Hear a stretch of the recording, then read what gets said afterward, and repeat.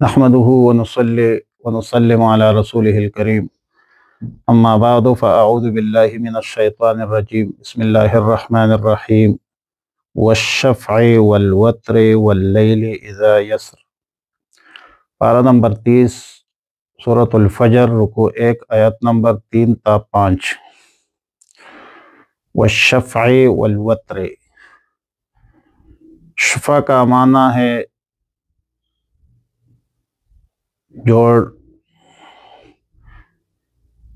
جوڑا، جس کو اردو میں جفت کہتے ہیں، اور وطر کا معنی ہے طاق اور فرد۔ قرآن کریم کے الفاظ میں یہ متعین نہیں کہ اس جفت اور طاق سے کیا مراد ہے۔ اس حوالے سے ائمہ تفسیر رحمہم اللہ کے بے شمار اقوال ہے، لیکن یاد رکھیں کہ خود حدیث مرفوع میں اس کی تفسیر موجود ہے، اور سیدنا جابر رضی اللہ تعالی عنہ سے روایت ہے کہ والفجر ولیال عشر هو الصبح وعشر النہر والوتر یوم عرفہ والشفع یوم النحر۔ رسول اللہ مبارک صلی اللہ علیہ وسلم نے فرمایا والفجر ولیال عشر میں فجر سے مراد صبح ہے، اور عشر سے مراد عشرہ نحر ہے، اور یہ عشرہ نحر ذی الحجہ کا پہلا ہی عشرہ ہوتا ہے، جس میں یوم النحر بھی شامل ہے۔ اور فرمایا کہ وطر سے مراد یوم عرفہ ہے، اور شفع سے مراد یوم النحر ہے جو 10ویں ذی الحجہ ہے۔ امام قرطبی رحمۃ اللہ علیہ اس روایت کو نقل کر کے فرماتے ہیں کہ یہ روایت سند کے اعتبار سے بہت زیادہ صحیح ہے، اصح کا لفظ استعمال کیا ہے بنسبت دیگر روایات کے جو عمران ابن حسین کی روایت سے نقل ہے، جس میں شفع اور وتر کے نماز کا ذکر ہے۔ اس لیے سیدنا عبداللہ ابن عباس رضی اللہ تعالی عنہما، حضرت اکرمہ، نحاس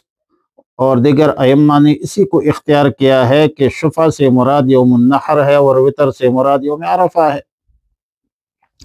بعض ائمہ تفسیر مثلا علامہ ابن سیرین رحمہ اللہ، حضرت مسروق، حضرت ابو صالح، حضرت قتادہ کا قول ہے کہ شفع سے مراد تمام مخلوقات ہے، کیونکہ اللہ رب العالمین نے سب مخلوقات کو جفت پیدا فرمایا ہے، اور ارشاد فرمایا دلیل یہ ہے کہ وَمِن كُلِّ شَيْءٍ خَلَقْنَا زَوْجَيْنِ، یعنی ہر چیز کو ہم نے جوڑا جوڑا پیدا فرمایا ہے۔ کفر، ایمان، شقاوت، سعادت، نور، ظلمات، لیل، نہار، سردی، گرمی، آسمان، زمین، انس، جن، مرد، عورت، اور ان سب کے بالمقابل وطر صرف اور صرف ذاتی باری تعالیٰ ہے، جو اللہ الصمد ہے، اللہ احد ہے، اور اللہ بے نیاز ہے، یکتا ہے۔ واللیل اذا یسر، یسر یسری سے مشتق ہے اسرا بعبدہ، جس کا معنی ہے رات کو چلنا۔ یہاں خود رات کو کہا گیا ہے کہ وہ جب چلنے لگے گی یا ختم ہونے لگے، اللہ نے 5 قسمیں اٹھانے کے بعد، پہلا قسم والفجر، دوسرا قسم ولیال عشر، تیسرا قسم والشفع، چوتھا قسم والوتر، اور 5واں قسم واللیل اذا یسر۔ 5 قسمیں اٹھانے کے بعد اللہ تعالیٰ نے غفلت شعار انسان کو ایک خاص انداز میں سوچنے پر مجبور کیا ہے،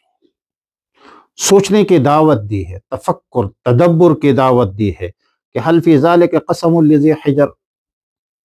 حجر کا لفظی معنی ہے روکنا، اور انسان کے عقل کو اس کی برائی اور مضرت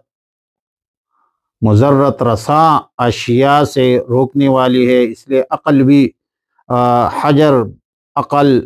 بھی استعمال ہوتا ہے، اور یہی مراد ہے کہ تمہارا عقل کوئی کام کرتا ہے، تمہارا عقل ان برائیوں سے تمہیں روکتا ہے یا نہیں روکتا۔ حیات کا تو معنی معلوم ہے کہ کیا عقل والے آدمی کے لیے یہ قسمیں کافی نہیں ہے؟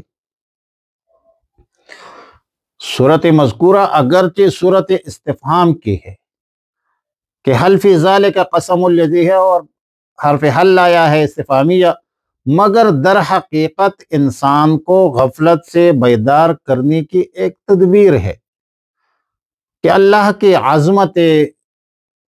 شان پر اور اس کے قسم کا کر ایک بات کو یہاں بیان کرنے پر، اور خود ان چیزوں کی عظمت کی اللہ تعالیٰ نے قسم اٹھائی ہے، تو اگر ذرا انسان ہے عقل سوچ فکر سے کام لے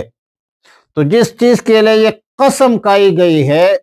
اس کا یقینی ہونا یقیناً ثابت ہو جائے گا، اور وہ چیز یہ ہے کہ انسان کا ہر انسان کے ہر عمل کا حساب کتاب آخرت میں ہوگا، اور اس پر سزا اور جزا مرتب ہوگی، اور اس میں کسی قسم کا شک اور شبہ جو ہے نہیں ہونا چاہیے۔ یہ شک و شبہ سے بالاتر باتیں ہیں۔ جواب قسم اگرچہ صراحتاً مذکور نہیں، مگر یہاں سیاق الکلام سے ثابت ہے کہ کفر معصیت کی سزا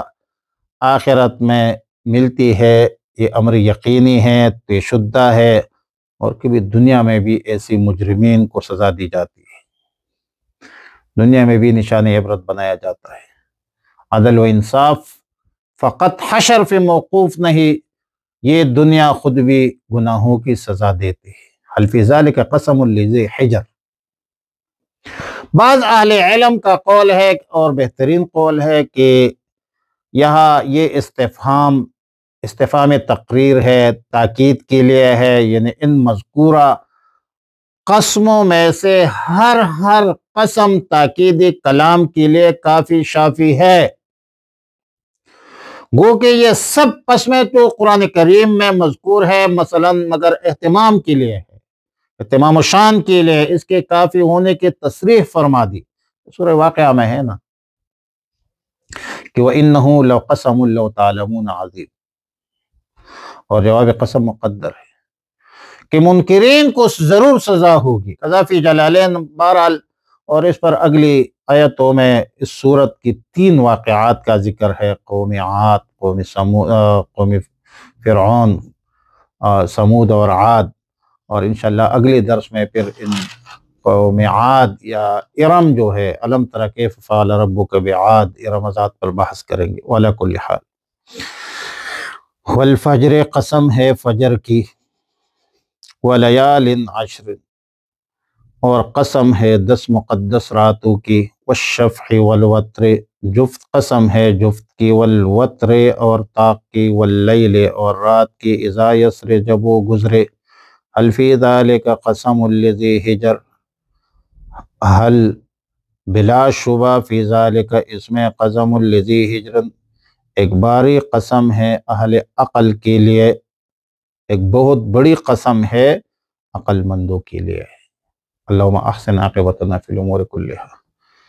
واجرنا من خزی الدنیا وعذاب الآخرہ، اللہم وفقنا لما تحب وترضى، وصلی اللہ تعالی علی خیر خلق محمد وآلہ وصحبہ اجمعین برحمتک یا ارحم الراحمین۔